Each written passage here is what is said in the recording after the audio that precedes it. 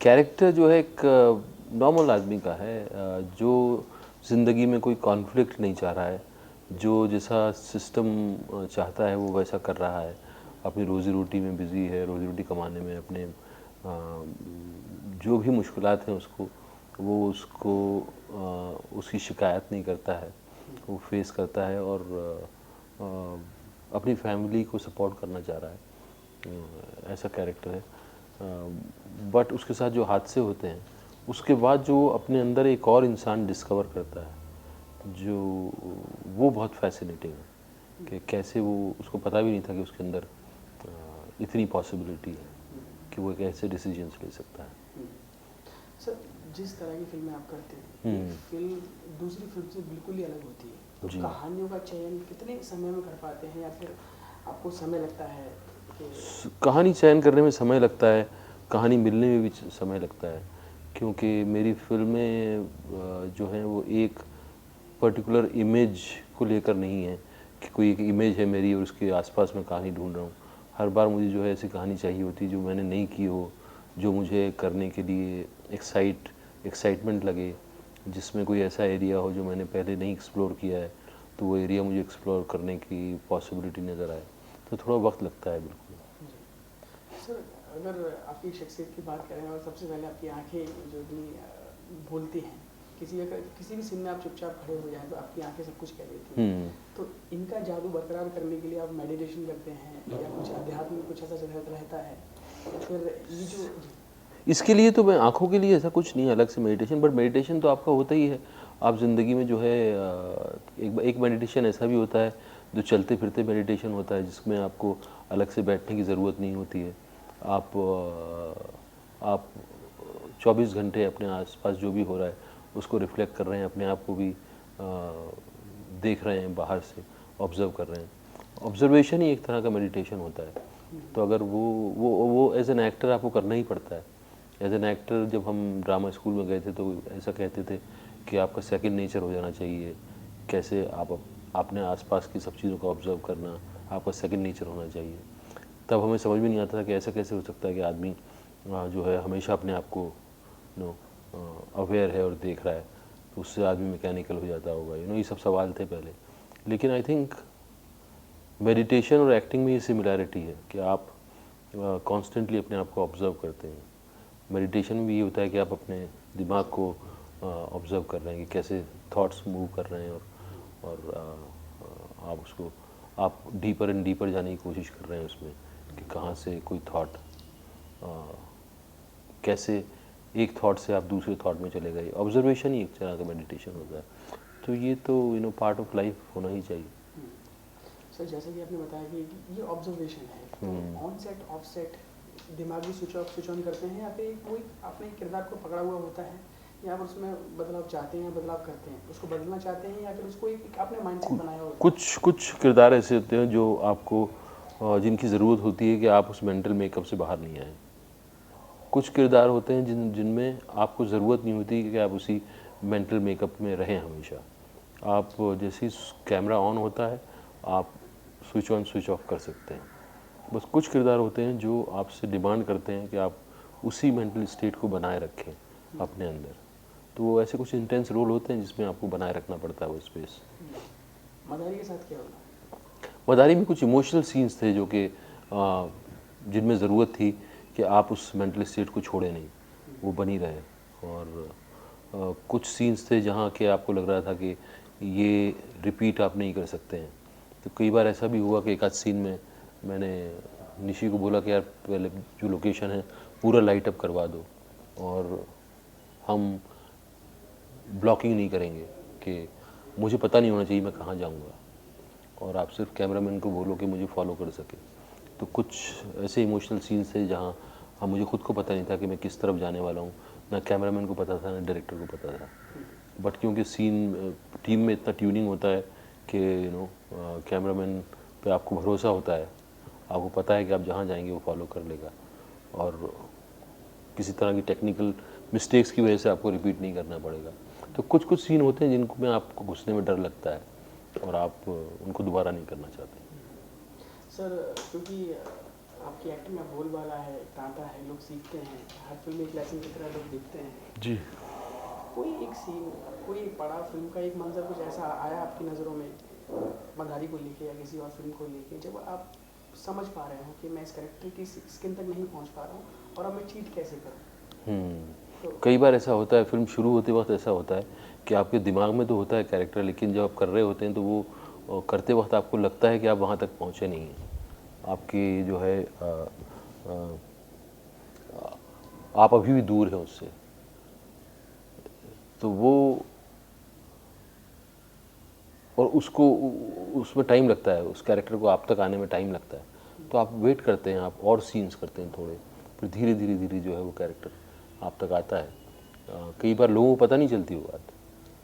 लोगों को लगता है कि सब ठीक है, डायरेक्टर को भी नहीं पता चलता, लेकिन आपको पता होता है कि आप वहाँ तक नहीं पहुँचे हैं जहाँ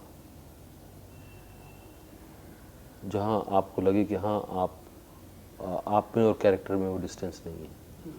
सर कोई इंसिडेंट्स जो आप शेयर करना चाहें मदारी को लेके, कुछ बताना चाहें उसके बारे में कि कुछ ऐसा हुआ हो, ऐसा मंजर आया हो, ऐसा ऐसा कोई वाक़या हुआ हो? मदारी में शुरू में जब एक सीन था जहाँ मैं किसी का इंटरनेट ठीक करने के लिए गया हूँ और मेरी उससे बातचीत होती है। मैंने जब वो मॉनिटर पे देखा तो मुझे अपनी बॉडी लैंग्वेज जो है थोड़ी सी लगी कि मुझे कुछ और ज़रूरत है इसके अंदर। तो फिर हमने वो कॉस्ट्यूम चेंज किया जिसमें किया था, और फिर वो कॉस्ट्यूम चेंज करके जब किया तो फिर हमें लगा कि हाँ अब जो है ये लग रहा है कि ये उस जगह का, उस सोसाइटी के उस हिस्से का आदमी। तो ऐसा कई बार होता है कि आपको लगता है कि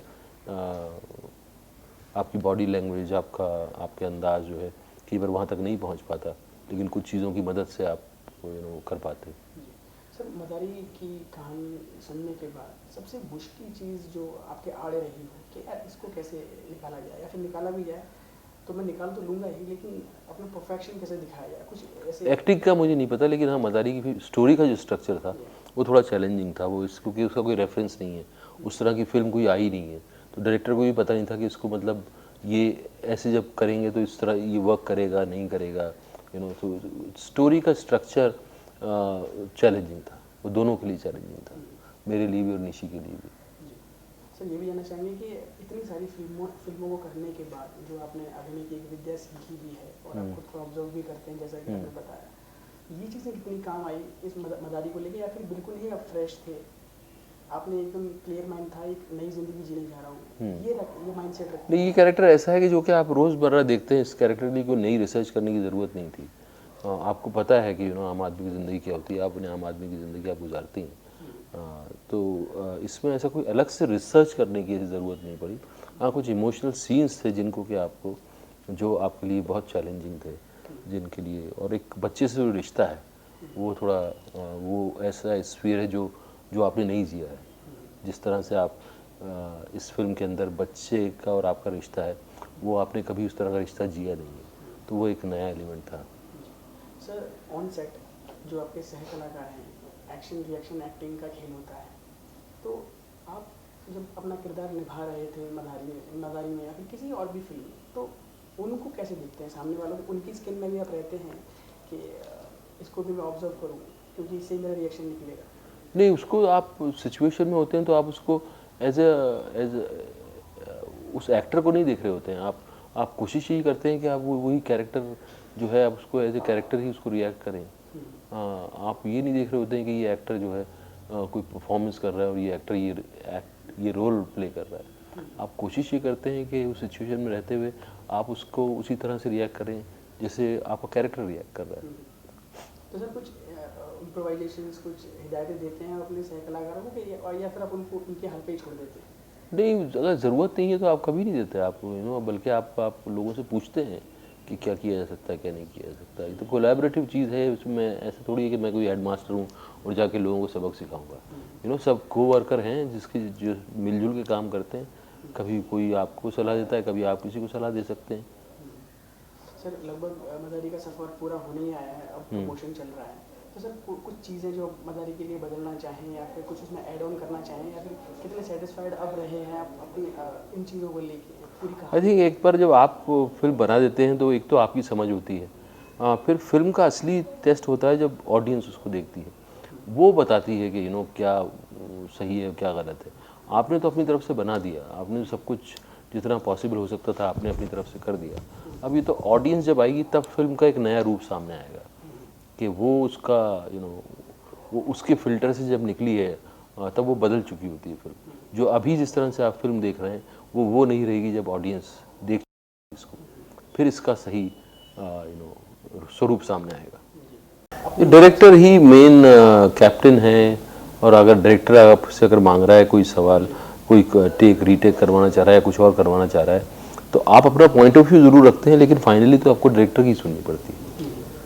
सर फिल्म इतने इतने सारे लोगों का योगदान रहता है, मदारी इतने सारे लोगों का योगदान है, टेक्नीशियंस आप और सारी चीज़ें। सबसे मुश्किल चीज़ जो आपको लगती है बीइंग एन एक्टर, उसके उस दायरे से बाहर निकल के कि ये चीज़ें बड़ी मुश्किल हैं, या फिर कहानी की शुरुआत करना या फिर एक माइंडसेट बनाना कि कहानी को प्रॉपर शेप देना, कि ये चीज़ मेरी समझ में आज तक नहीं आई है और मैं इस पहलू को छूना भी नहीं चाहता, ऐसा कुछ?